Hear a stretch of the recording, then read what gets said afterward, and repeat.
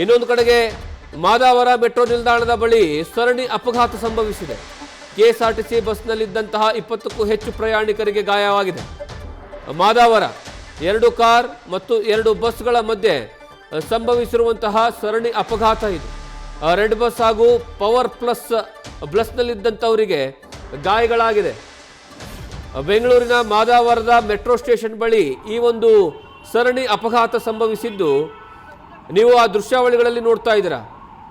ಒಂದು ಖಾಸಗಿ ಬಸ್ ಇದೆ, ಮತ್ತೊಂದು ಕೆಎಸ್ಆರ್ಟಿಸಿ ಬಸ್ ಇದೆ. ಅದರ ಜೊತೆಗೆ 2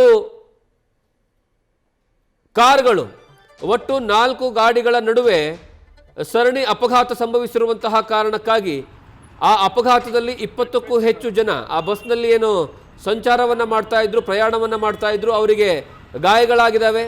ಆ ಕೂಡಲೇ ಆಂಬ್ಯುಲೆನ್ಸನ್ನು ಕರೆಸಿ ಆ ಒಂದು ಯಾರಿಗೆಲ್ಲ ಗಾಯಗಳಾಗಿದ್ದಾವೆ ಆ ಗಾಯಗೊಂಡಿರುವಂಥವ್ರನ್ನ ಕೂಡಲೇ ಆಸ್ಪತ್ರೆಗೆ ರವಾನಿಸುವಂತಹ ಕೆಲಸವನ್ನು ಮಾಡಲಾಗ್ತಾ ಇದೆ.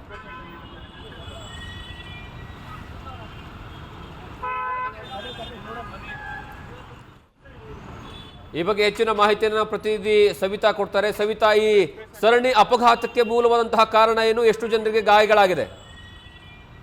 ಜಗದೀಶ್, ಮೂಟಗೆರೆ ಹಾಸನ ಮಾರ್ಗವಾಗಿ ಬೆಂಗಳೂರಿಗೆ ಸಂಚಾರ ಮಾಡ್ತಿದ್ದಂತಹ ಕೆಎಸ್ಆರ್ಟಿಸಿ 2 ಬಸ್ ಮಾದಾವರ ಫ್ಲೈಓವರ್ ಅಲ್ಲಿ ಸಂಚಾರ ಮಾಡ್ತಿರ್ತವೆ. ಮುಂಭಾಗದಲ್ಲಿ ಹೋಗ್ತಿರುವಂತಹ ಒಂದು ಕಾರ್ ಏಕಾಏಕಿ ಬ್ರೇಕ್ ಹಾಕಿದ್ದ ಪರಿಣಾಮ ಹಿಂದೆ ಮತ್ತೊಂದು ಕಾರ್ ಬರ್ತಿರುತ್ತೆ, ಅದು ಕೂಡ ಏಕಾಏಕಿ ಬ್ರೇಕ್ ಹಾಕುತ್ತೆ. ಇದು ಸರಣಿ ಅಪಘಾತ ಅಂತ ಹೇಳ್ಬೋದು. ಇದನ್ನ ತುಂಬಾ ಸ್ಪೀಡ್ ಅಲ್ಲಿ ಇದ್ದಂತಹ ಕೆಎಸ್ಆರ್ಟಿಸಿ ಬಸ್ ಡ್ರೈವರ್ ಕಂಟ್ರೋಲ್ ಮಾಡ್ಲಿಕ್ಕೆ ಟ್ರೈ ಮಾಡ್ತಾರೆ. ಮುಂಭಾಗದಲ್ಲಿರುವಂತಹ ಏನು ಕಾರ್ಗೆ ಸ್ವಲ್ಪ ಮಟ್ಟಿಗೆ ಟಚ್ ಆಗತ್ತೆ. ಜೊತೆಗೆ ಏನಾಗತ್ತೆ ಅಂದ್ರೆ ಹಿಂಭಾಗದಲ್ಲಿಯೂ ಕೂಡ ರೆಡ್ ಬಸ್ ಬರುತ್ತಿರುತ್ತೆ, ಕೆಂಪು ಬಸ್.